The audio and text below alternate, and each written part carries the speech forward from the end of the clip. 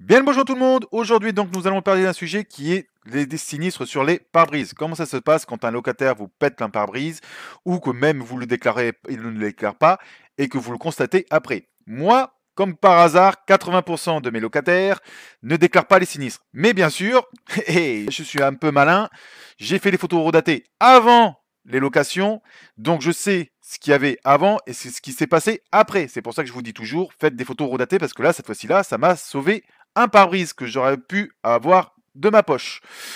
Au départ du locataire, comme vous pouvez le voir, fait une photo de départ, bien sûr proche du véhicule, avec le fait qu'on voit qu'ici il n'y a pas d'impact. Au retour du locataire, comme par hasard, le locataire fait la photo bien loin du véhicule et on ne voit pas l'impact correctement. Bien sûr, si on zoome, on voit bien qu'il y a un impact, mais il faut bien zoomer, il faut bien se rapprocher pour voir qu'il y a ici un impact. Heureusement, comme je vous le dis et que je vous le répète, j'avais fait une photo horodatée parce que Gatorant m'a demandé une photo horodatée avant le départ du locataire. Je le sentais venir. Et heureusement qu'avant le départ du locataire, là comme vous pouvez le voir sur cette date, j'avais regardé bien sûr une photo horodatée d'avant le départ du locataire, comme quoi on voit bien que sur le pare-brise, il n'y avait aucun impact. C'est ce qui m'a sauvé sur le fait que quand le locataire au retour n'a pas fait la déclaration, j'avais une photo, une preuve que j'ai pu déclarer sur le sinistre et envoyer à Gatorint. Et heureusement que je l'ai faite. Enfin bref, voilà. Une fois que, bien sûr, vous avez fait la déclaration du sinistre à Gatorint, Gatorint vont vous demander à la suite d'aller passer chez un spécialiste pour changer le pare-brise et de faire un devis.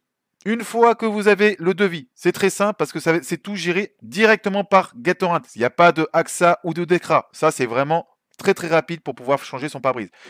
Une fois que vous avez donc fait le devis avec l'agence qui change le pare-brise, vous envoyez ça à Gatorant. Gatorant vont vous dire OK, vous pouvez changer le pare-brise. Une fois que vous avez l'autorisation, attendez bien d'avoir l'autorisation de changer le pare-brise, vous faites le nécessaire. Vous payez donc directement à l'agence donc auquel vous avez fait changer le pare-brise. Il faut que bien sûr la facture à la fin soit le même que l'accord que vous avez avec Gatorant. S'il y a un supplément ou quoi que ce soit, ça sera pour votre pomme. N'oubliez pas de bien sûr de demander à la fin à l'agence à qui vous avez fait le devis de la facture, de vous bien marquer comme quoi, à la fin, préciser avec une signature comme quoi vous avez bien payé le pare-brise, que vous avez bien facturé le pare-brise. Là, pour ce cas-là, par exemple, j'avais pour 500 et quelques euros.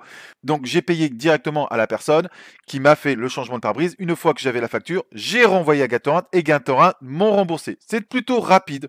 Au bout de 4-5 jours, voilà, le sinistre par rapport à mon pare-brise, ça a été effectué. Voilà. Donc c'est très simple. Personnellement, c'est très rapide. C'est directement avec Gatorant. Voilà. Là-dessus, j'ai rien à dire. C'est vraiment au top. Voilà. Si besoin, si vous avez des questions ou autres, n'hésitez pas à nous rejoindre bien sûr sur notre page Facebook. On est de plus en plus nombreux. Il y a des professionnels qui ont plus d'expérience que moi, qui pourront vous conseiller, vous diriger si besoin dans ce métier. Voilà. Sur ce, j'espère que cette vidéo vous a plu. Je vous dis à très bientôt pour d'autres vidéos. Merci, au revoir.